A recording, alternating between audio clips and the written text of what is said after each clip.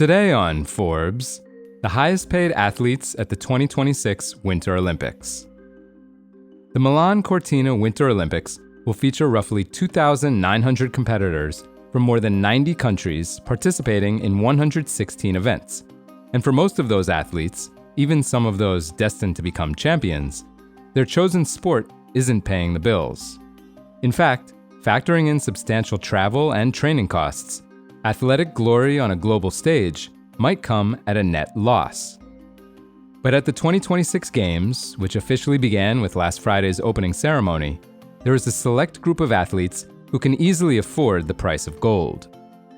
For one thing, while the Winter Olympics won't have the NBA, golf, and tennis stars whose outsized paychecks loom over the Summer Games and frequently place them on the annual Forbes list of the world's highest paid athletes, the men's hockey tournament in Milan will include 146 players from the NHL.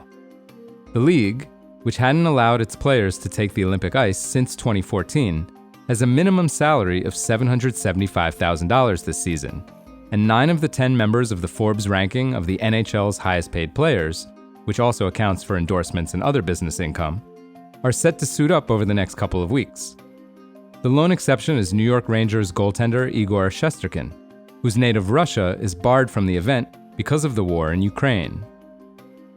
Topping that list of hockey players is Team USA forward Austin Matthews, whom the Toronto Maple Leafs are paying more than $15 million this season, and who also earns an estimated $5 million off the ice.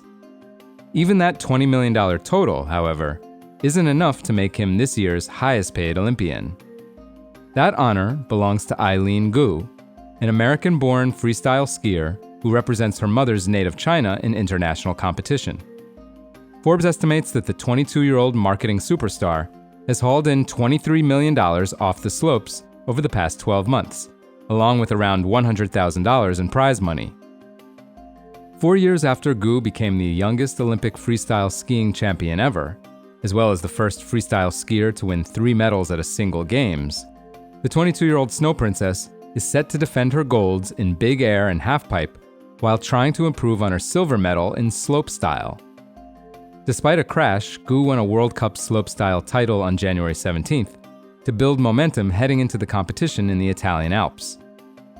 Although the $55,000 that Gu collected in December for winning a halfpipe event in the upstart Snow League represents a jump from the roughly $20,000 she typically receives for prevailing on the World Cup circuit, the vast majority of her income comes from endorsements, including Chinese brands Anta, Bosadeng, Mengniu Dairy, and Luckin Coffee.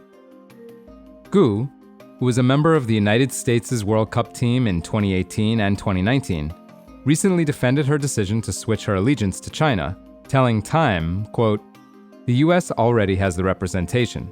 I like building my own pond." Gu and her fellow Olympians could further boost their bottom lines with a podium performance this month. Endorsement contracts in Olympic sports sometimes contain financial incentives for athletes who win medals, and a victory can attract new sponsors, such as Wheaties, in the afterglow of the Games. In addition, certain countries are willing to pay their athletes bonuses for capturing medals. The U.S. Olympic and Paralympic Committee, for instance, has pledged $37,500 for every gold, $22,500 for every silver, and $15,000 for every bronze at this year's Games. For athletes from the host country, Italy, the figures range from about $71,000 to $213,000, and 2 other delegations are willing to shell out nearly $800,000 for a champion. The Americans stand to profit just from showing up, though. After Ross Stevens, founder and CEO of asset manager Stone Ridge, donated $100 million to the U.S. Olympic and Paralympic Committee last year, each U.S. Olympic and Paralympic athlete will eventually receive $200,000 regardless of their results at the Games. For full coverage, check out Brett Knight and Justin Birnbaum's piece on Forbes.com. This is Kieran Meadows from Forbes. Thanks for tuning in.